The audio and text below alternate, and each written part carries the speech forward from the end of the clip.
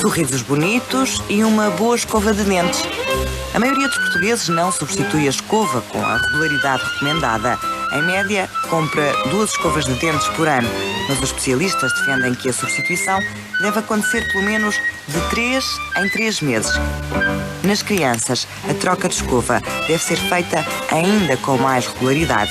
Sandra Ribeiro, vice-presidente da Associação Portuguesa dos Higienistas Orais, conta que nas ações que a associação desenvolve encontram-se escovas muito estragadas e isso não é bom.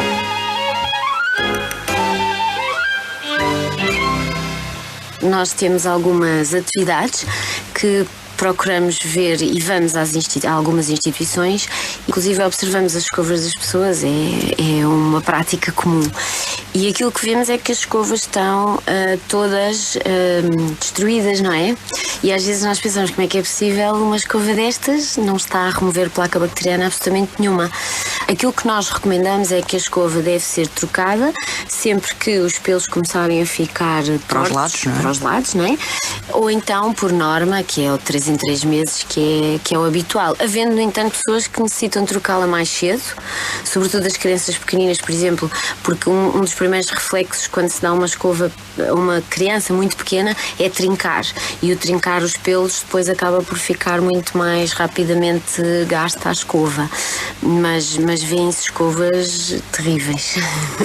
E como escolher a escova de dentes? Existem muitos formatos, muitas coisas. Os pelos devem ser de nylon, de preferência se não serem porosos, ou seja, por dentro, e aliás isso foi uma das coisas que aconteceu, uma das mudanças grandes do século passado já, mas que quando foram introduzidos os filamentos de nylon, porque as cerdas naturais eram porosas e portanto não secavam com a rapidez que se pretende que sequem. Para além disso, os pelos cada vez estão melhores, porque são arredondados nas pontas, nós não os vemos, não é? Mas eles são, se virmos ao microscópio, eles são todos arredondados, de forma a não magoar nem os dentes nem as gengivas, porque também se forem usados com força excessiva, também podem causar algumas lesões, não é? E por isso devem ser os pelos de nylon, a cabeça deve ser adequada ao tamanho da boca da pessoa e claro que depois há especificidades, muitas especificidades de diferentes escovas que se adaptam a casos individuais, melhor ou pior, mas o ideal é ter o hábito, não é, de escovar e escovar de preferência com uma escova que seja adaptada à boca de cada um. E a pasta dos dentes? Há tanta oferta que os pais às tantas ficam baralhados. Que pasta escolher? A pasta que devem escolher sempre com flúor. A dosagem da pasta, quando falamos em termos pediátricos, pode variar normalmente entre 250 partes por milhão até os 1450, que é o normal para um adulto. As normas da Direção-Geral já agora dizem que a pasta deve ser a partir de 1000 logo desde o nascimento. Claro que isso depois há ali várias correntes que dizem que não, que deve ser de facto uma pasta menos doseada. Pode ter sabor, pode ter cor.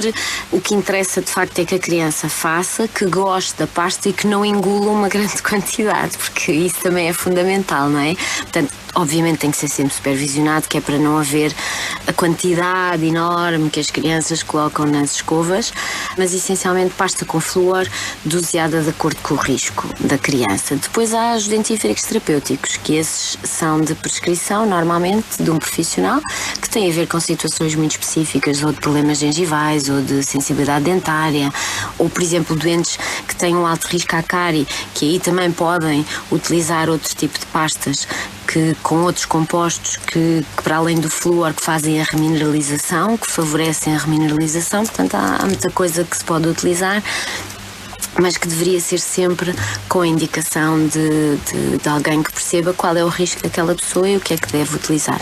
E o elixir é de utilizar ou não necessariamente? O elixir deve ser visto como um complemento. Portanto, é um complemento, é um coadjuvante. Não serve para lavar os dentes. À sua higiene. Em alguns casos, há determinados elixirs que funcionam para remover placa bacteriana e são altamente eficazes. Em situações muito curtas, temporárias, de inibição completa de escovagem, que existem casos nesse género, e aí há elixir específicos para essas situações. Por norma, o elixir é um coadjuvante, portanto ajuda a reduzir placa bacteriana, melhora o hálito, tem uma série de funções que ajudam de facto a pessoa a manter uma melhor saúde oral. Há ainda o fio dentário, que Sandra Ribeiro revela também não é muito utilizado em Portugal. Os portugueses não fazem limpeza nenhuma entre os dentes. O fio dentário, o uso dos escovilhões não é de todo uma prática comum. Nas crianças muito menos. Nos adultos já vai começando a ter alguma relevância, mas muito poucos portugueses o fazem ainda.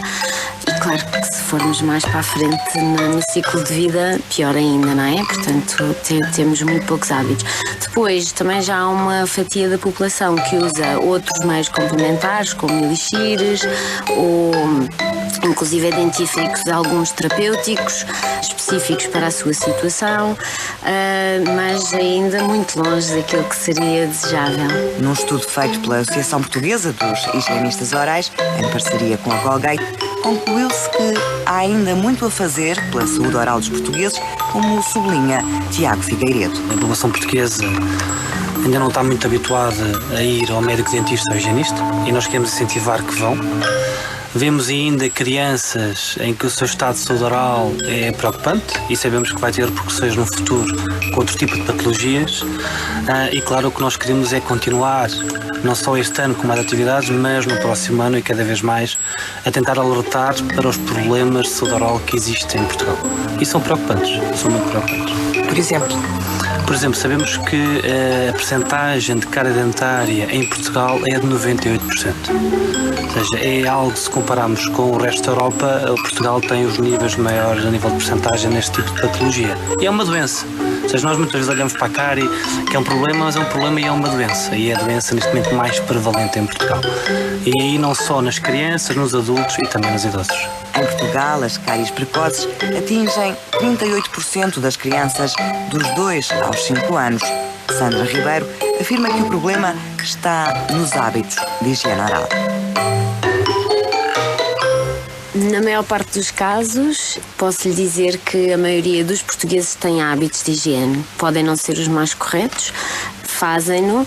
As crianças, sobretudo se não forem supervisionadas pelos pais, na maior parte dos casos não vai funcionar com a eficácia desejada, embora tenham esse hábito. Portanto, o que interessa de facto é lavar, escovar, mas escovar bem, e que nem sempre acontece. Portanto, por exemplo, posso lhe dizer que em termos de tempo, o ideal seria mais ou menos os 2 minutos para cobrir todas as áreas da boca, e isso muitas vezes não acontece, podendo ser 30 segundos, 40 segundos, mais ou menos, que aliás é o que está estudado, que a maioria dos portugueses leva para escovar os seus dentes.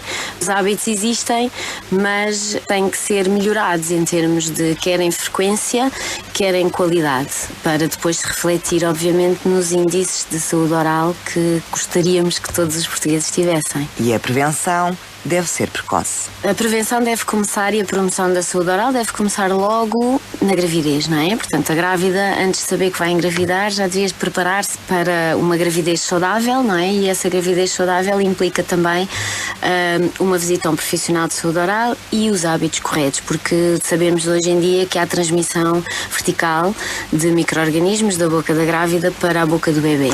Portanto, começaria por aí. E depois, a partir do momento em que a criança nasce, a limpeza da cavidade oral, com compressa, dedeira, embebida em soro ou em água, naquilo que for possível, ou até um elixir que não fosse agressivo, obviamente, para a criança. E depois, a partir do momento em que nasce o primeiro dente, a escovagem, já com escova pequena, macia, a pasta fluoretada e a quantidade de flúor semelhante mais ou menos a um grão de arroz, portanto uma quantidade muito pequenina. Depois, à medida que a criança vai crescendo, essa quantidade vai alterando, vai se tornando um pouco maior. Portanto, aos 3 anos mais ou menos deveria ser do tamanho de uma ervilha, e depois a partir dos 6 anos já com o grama dos adultos e uma pasta fluoretada sempre. Em relação à dosagem do flúor, também é um assunto muito problemático, porque há pediatras que receitam gotas, sem flúor, há quem receita ainda gotas. As gotas e os comprimidos de flúor há uns anos foram mais ou menos banidos, porque a comunidade científica entendeu, através dos estudos, que não valia a pena, porque a proteção que é dada é muito pequena e não é sustentável ao longo do tempo, e por isso foi uma prática abandonada, digamos assim.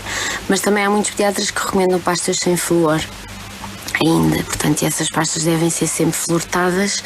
Pode-se adaptar a quantidade de flúor ao risco que cada criança apresenta. A lavagem dos dentes dos mais pequenos deve ser acompanhada, lembra Sandra Ribeiro, que explica como é que os miúdos, que já lavam os dentes sozinhos, devem fazer. Deve ter sempre uma sequência, ou seja, começar numa ponta da boca, terminar na outra, para não se esquecer de nenhum dente. Deve fazê-lo com movimentos curtos, circulares ou pequenos horizontais, mas sempre curtos, com uma ligeira inclinação para a gengiva. E depois deve lavar todas as áreas da boca, indo, por exemplo, da parte de fora dos dentes, depois por dentro e depois as faces que mastigam. E no final a língua, claro que é uma área, uma parte que eles se divertem sempre muito. A língua é um nicho bacteriano muito importante, que muitas vezes é esquecido e que serve de reservatório e, portanto, convém ser limpo, e sobretudo no caso das crianças, em que pode haver situações de halitose ou de respiração bucal, por exemplo, em que a boca fica mais seca, é importante também fazer essa escovagem. Sandra Ribeiro, vice-presidente da Associação Portuguesa dos Higienistas Orais, acredita que para as crianças é divertido lavar os dentes, mas o hábito deve ser estimulado. A maioria das crianças acha a tarefa divertida, porque primeiro envolve água, depois envolve algum sabor diferente daquele que eles estão habituados e, portanto, acaba sempre por ser uma tarefa divertida. Acho que deve ser feita em família, se possível, porque é uma maneira de, até muitas vezes nos acontece, por exemplo, em escolas, nós passarmos a mensagem via criança e a mensagem chega à casa por ela e os pais começam a ter outro tipo de comportamentos, portanto, via da criança. E é importante que seja uma coisa que seja feita. Vamos todos dormir, vamos todos lavar os dentes e, portanto, pode e deve ser feito, porque a criança mais pequena vai querer fazer sozinha. E é importante que o adulto depois supervisione aquilo e corrija aquilo que não foi feito. E, por outro lado, ela habitua-se, portanto, cria-se um hábito e uma rotina que é extremamente importante. Mas na maior parte dos casos pode ser uma tarefa divertida. Depois há os timers, há escovas com música, há N coisas que podem ser utilizadas e criadas. Ideias para transformar a lavagem dos dentes numa tarefa ainda mais divertida.